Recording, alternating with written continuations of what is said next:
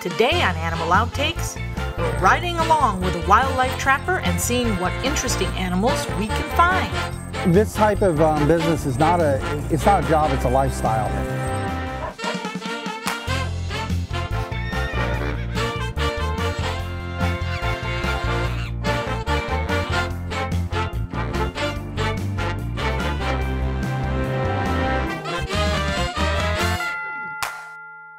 Hello and welcome to Animal Outtakes. I'm Marsha, Panuce. Whether you've got squirrels in your attic or something more sinister lurking in your backyard, you'll need the help of a wildlife trapper to evict those unwanted creatures. Today, we're riding along with these nuisance animal experts and seeing how no 2 days are exactly the same. Let's go.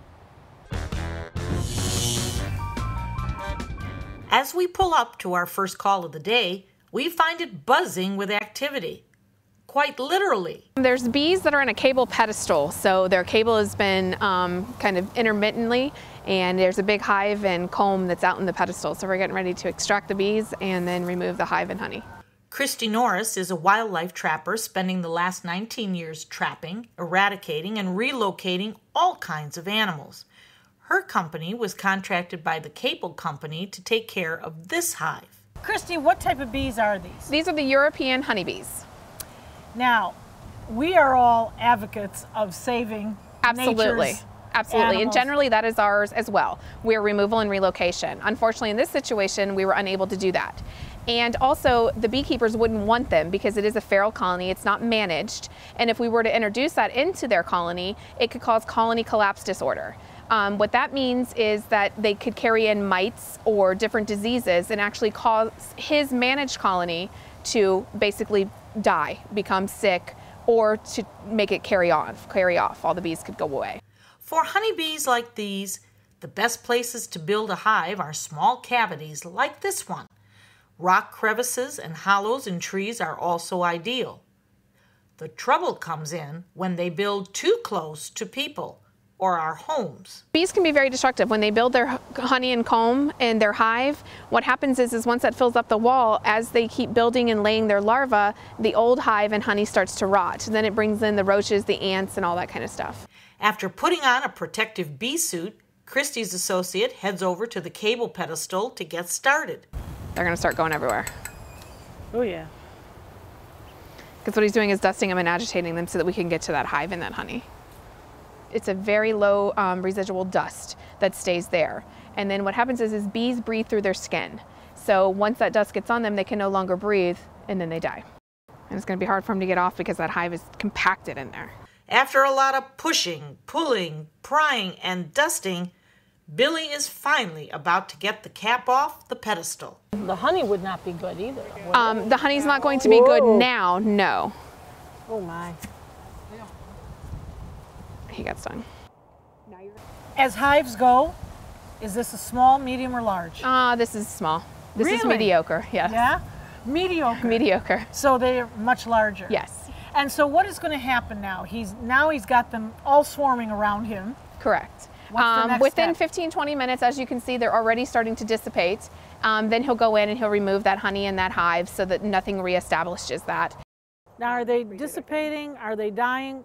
Are they flying off? Where are they going? 90% of them are flying off. Some of them that are getting into that really low-grade apicide, those will die. Christy warns if you encounter bees on your own, don't swat at them. Bees are attracted to movement, and if you kill one, it'll emit a smell that will attract more. Because swat sends off, when you smack them, that sends off their pheromones and then they come at you. Oh. So that's the part we don't want to do is swat, sting. He has to walk away because they're going to keep, the pheromones are all on him. And sometimes we'll have to drive a block before he can safely get back in my car. Whoa. You can see him all around him still. Yeah.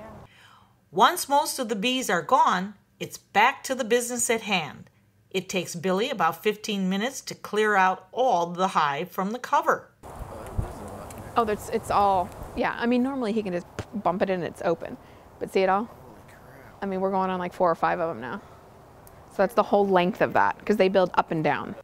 It's important not to leave anything behind to prevent recolonization. That's why you always, anytime if you see bees or wasps or anything like that, just spraying the wasp nest with wasp spray, they'll just come right back and rebuild it again. You'll kill those that are there, but you don't take care of the problem. Then what happens is honey robbers come in this particular instance, and they'll reestablish the hive. So that's why it's real important to remove that hive so they don't come back. For Christy and Billy, dismantling this hive is nothing new. Bees are a lot. We can have anywhere from 7 to 10 calls a week with bees. Once Billy is finished and bee-free, it's off to the next stop. Here in Florida, we are plagued by invasive reptiles. One of the most well-known of these invasive animals is the Burmese python. They are beautiful, but we have a real problem here in Florida. Can you tell us about it?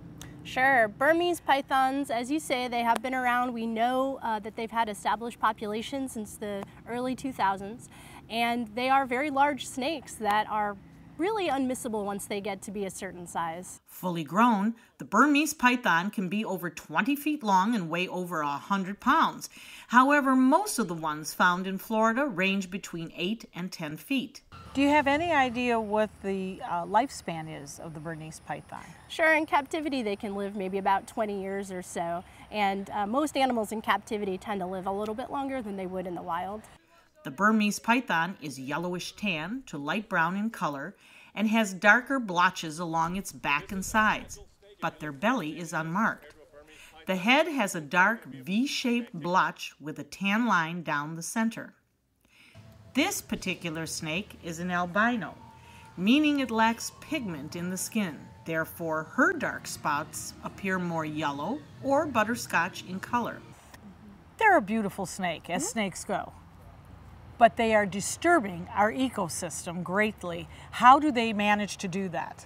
Well, they are large predators, and they prey on a variety of vertebrates like birds and mammals. They can even eat large mammals like deer, even alligators they've been known to consume. Now, are they venomous? They are not venomous. Another animal that likes Florida's warmth is the tegu lizard, which is native to South America. They're actually quite beautiful when they're little. They've got cute little green heads and make really attractive little pets, but they do grow very quickly. When they're adults, they can be over 4 feet long, weigh maybe about 17 pounds, and they are black with white stripes and splotches on their bodies. A quick look tells me it's a monitor, but it's not. You're right. Monitor lizards are a little bit different. Their necks are longer, their heads are a little smaller. So a tegu, there's a few varieties of tegus, and their necks are much shorter, very stocky bodied, and all of the tegus are from South America. So where do we find them here in Florida? In Florida, we do have 2 established breeding populations. One of them is in South Florida. The other one is around the Riverview area. That's close. Yeah, it is not too far from here. But you know, the good news is that we do have our agents that are out working with both populations, and we also have a number of different organizations that we partner with to help us to pinpoint the locations of these animals and then to remove them when possible. Are they coming closer, moving, migrating? They're going to be everywhere? They can if we did nothing. If nobody was there to prevent them from breeding or spreading, that is a possibility. We do know that these 2 populations are distinct. That means that they happened at 2 different times, that they are 2 instances of release or an escape into the wild of the population. The FWC is studying these invasive reptiles, gaining valuable information about them and how they are surviving in Florida. And it is really important for us to find out things like what they're eating, if they're eating animals that are threatened or protected in Florida, which now we know they are. Also to find out how quickly they reproduce, how quickly they reach an age where they can reproduce, how fast they're growing. So there is a lot of data that we can collect from these animals once we have them at our facility. If you see a tegu lizard or a Burmese python, call the FWC or report it online. And the best thing to do is to take a picture if it's possible, but do not approach the animal because they will defend themselves if they feel threatened. Still ahead on Animal Outtakes. If you look, there's absolutely nothing here, and there hasn't been for over a month. We're on the lookout for some wild pigs tearing up a local neighborhood. But first, we're picking up some pesky peafowl.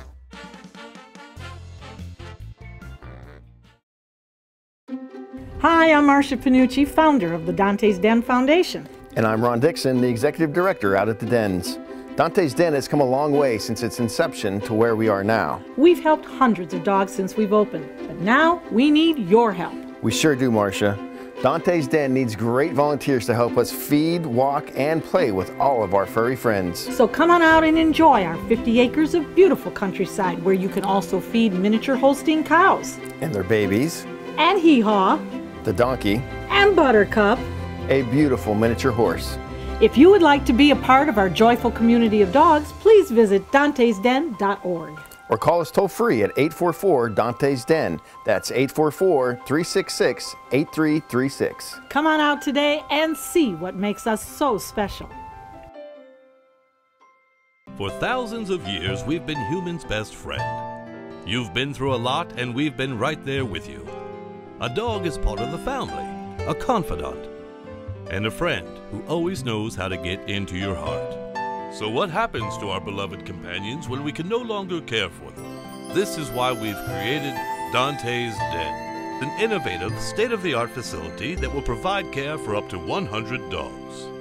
Dante's Den is a community for joyful dogs. Millions of Americans face uncertainty when planning for the future of beloved pets who may well outlive them.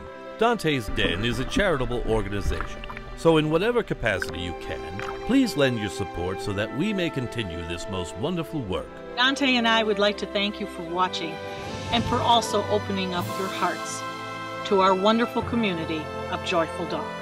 Learn about the many ways you could become involved by visiting dantesden.org.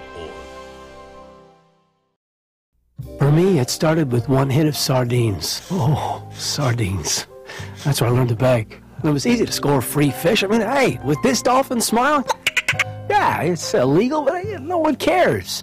I had a monkey on my back, man. I was jonesing for people food, hanging out under boats, dodging props and hooks, and doing dangerous stuff that I'm ashamed to admit.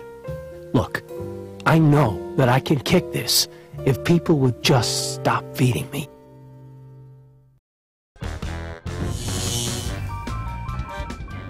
We're spending the day tagging along with some wildlife trappers.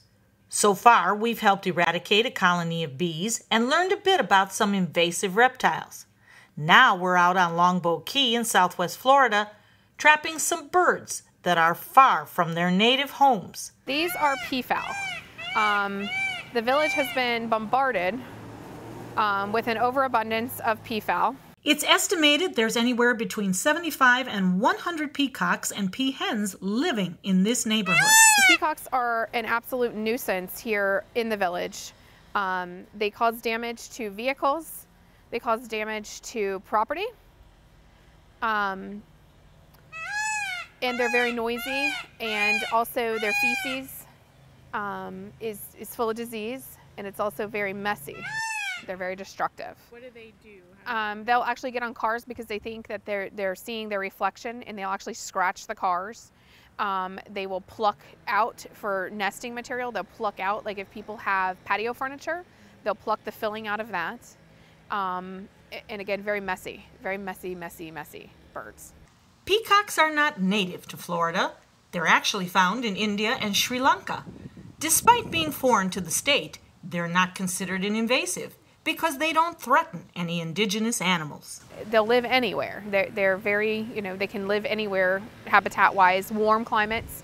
We're not going to find peafowl up north or anything like that, but anywhere where it's tropical, those kind of things. This is the second time Christy has been hired to trap and relocate the flock, and she says they are smarter than they look. They get trap smart. They became trap shy because they knew if I go in there, I'm not coming back out. It's a live trap, but of course, when we go in to remove them and take them to their destination, that, they see what happens. The peacocks are most recognizable for their plumage. The males are the colorful birds, and that's for defense, so that any predators would not attack the females. They're guarding their females. When not on display, the feathers create a train that is more than half the length of the entire bird. The tail feathers have beautiful eye markings of blue, gold, and red, among other hues. It makes for a unique defense mechanism. Well, those are actually to look like eyes, and that's to ward off predators. And then they will also, when they're attracting their females, they'll do a dance with their feathers and wave them around, flash them around, open, close them, fan them out, and that attracts his female. It's said the size, color, and quality of the feathers is how the peahens choose their mate. While some residents love the birds, many think they have overstayed their welcome. They'd like to keep a few. They'd like to keep some males just because they are so beautiful, but they don't want to keep as many as they have now. After taking care of a few peacocks, it was time to head to eastern Manatee County for our last call of the day. Jeff, we're in Bradenton, Florida. Tell me, what are we heading towards over here? This is called a corral trap. It's approximately 30 feet in circumference and has a repeating door on it. Okay. So you can catch multiple feral pigs in it at one time. Okay. It's not just a one and done type situation. You heard right. Feral pigs. These wild animals have been running amok, and Jeff's crew has corralled over 3 dozen pigs in just a few months. So why the traps in the first place? The damage that pigs can do in just one night to a freshly sodded yard or anything like that is just incredible. Okay. You know, thousands of dollars in each yard in one single night. You can wake up of a morning and it looked like an excavator came through your yard. So are you putting pig treats in here, or what, some kind of bait? Yeah, we use soured corn mostly, and we have had what we call the pig toy, which is a PVC pipe with whole kernel corn in it. And as they root it around, it dispenses corn out to them. There's holes drilled in it. Okay. So it keeps them active, takes the stress away while they're in the pen. While traditionally nocturnal, Jeff says he spotted these animals roaming around during the daytime, which could mean potential encounters with people. Are these pigs going to be aggressive, or? They can be. It depends on if, you know, it's like anybody, they protect their young. Most of the time they're not going to be an aggressive type situation, but if they have young there, yes, they definitely will stand their ground and not let you. So the best thing to do at that point would just be sort of back away? And slowly walk away. Yep. Yep, just slowly back out and, you know, just sort of leave treat nature it be. like a mean dog. Or... Mean dog, rattlesnake, or anything else. Yep. Okay. Still ahead. So we just came to look at all this damage and check our trapping the other day, and we've got some little friends in there. Our day on the job with the trappers snags a family of wild pigs. More on that when Animal Outtakes returns. For thousands of years, we've been humans' best friend. You've been through a lot, and we've been right there with you. A dog is part of the family, a confidant, and a friend who always knows how to get into your heart. So what happens to our beloved companions when we can no longer care for them? This is why we've created Dante's Den, an innovative, state-of-the-art facility that will provide care for up to 100 dogs. Dante's Den is a community for joyful dogs. Millions of Americans face uncertainty when planning for the future of beloved pets who may well outlive them. Dante's Den is a charitable organization, so in whatever capacity you can, please lend your support so that we may continue this most wonderful work. Dante and I would like to thank you for watching and for also opening up your hearts to our wonderful community of joyful dogs. Learn about the many ways you could become involved by visiting dantesden.org. Hi, I'm Marsha Panuce, founder of the Dante's Den Foundation. And I'm Ron Dixon, the executive director out at the Dens. Dante's Den has come a long way since its inception to where we are now. We've helped hundreds of dogs since we've opened, but now we need your help. We sure do, Marsha. Dante's Den needs great volunteers to help us feed, walk, and play with all of our furry friends. So come on out and enjoy our 50 acres of beautiful countryside where you can also feed miniature Holstein cows. And their babies. And Hee-Haw. The donkey. And Buttercup. A beautiful miniature horse. If you would like to be a part of our joyful community of dogs, please visit dantesden.org. Or call us toll free at 844-DANTES-DEN. That's 844-366-8336. Come on out today and see what makes us so special.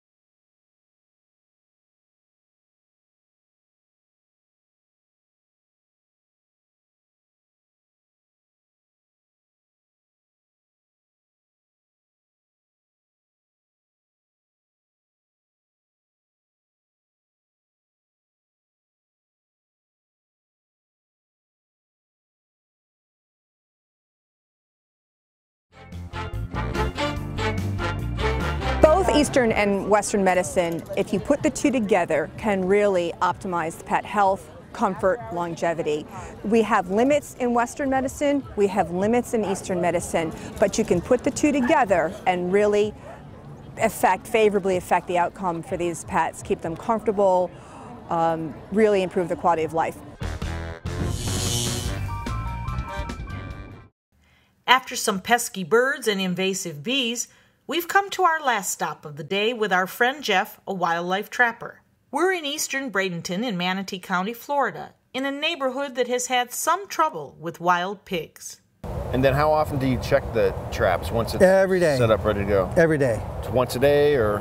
At least once a day. At least once a day. This particular trap is a corral trap, which is able to trap and hold several pigs at once. So after the first one falls, then these doors come down, and then the pigs can independently go through these doors, and it closes after each one.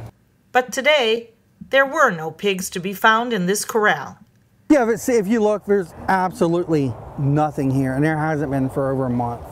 Jeff says he'll probably move this trap soon with the hopes that a fresh landscape will lure in some pigs. We moved on to another location, ready to bait a second trap in the same neighborhood. So we just came to look at all this damage and check our trap and rebait it, and we've got some little friends in there. So while we've been looking at all of this damage, we've got a mom in there with some piglets, don't we? We do. Jeff, there's no doubt that we see this mama pig with her 5 piglets and our heart is opening to them. But I understand. But we also see the destruction. One outweighs the other, does it not? I think from a trapper's point of view is I'm here and I'm hired to do a job. And even though as compassionate I am about animals, the destruction has to be addressed. And you know, us being able to remove these pigs is a huge hurdle for this community and the destruction that they're receiving. Because it's not just this one house. We've got 30 houses like this in this community that have got this damage, which equals tens of thousands of dollars worth of sod replacement, which means impact fees for the homeowners associations and stuff that really dip into people's pockets that sometimes may or may not be able to afford it. How long do you think she's been in there? Probably coming this afternoon. We've been catching her somewhere between noon and 2 o'clock on this camera. They won't be in that trap too long, though. Once we find them in the trap, the first thing we want to do is get them out of here. We want to be, you know, keep them less stressed that we can, you know, where it's not very stressful for them, and just kind of let her be calm, and we'll get a transport trap in here and move her out. When considering the full cost of these animals, not just here, but all over the country, the numbers are staggering. Yeah, the economic costs from feral pigs throughout the U.S. is in the billions. It affects agricultural, it affects you know, residential.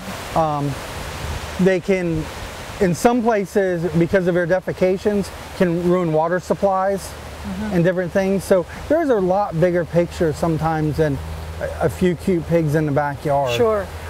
34 pigs that we've caught out of this homeowners association in the last 3 months. So when you compact this damage from this little bunch of pigs by all the rest, it's very, very large. We'll be right back.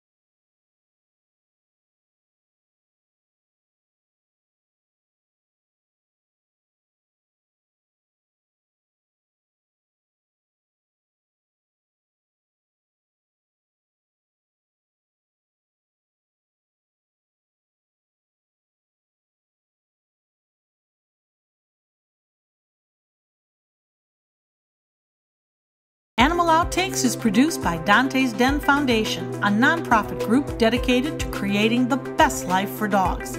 If you would like to learn more about Dante's Den, donate, or volunteer, visit our website, dantesden.org.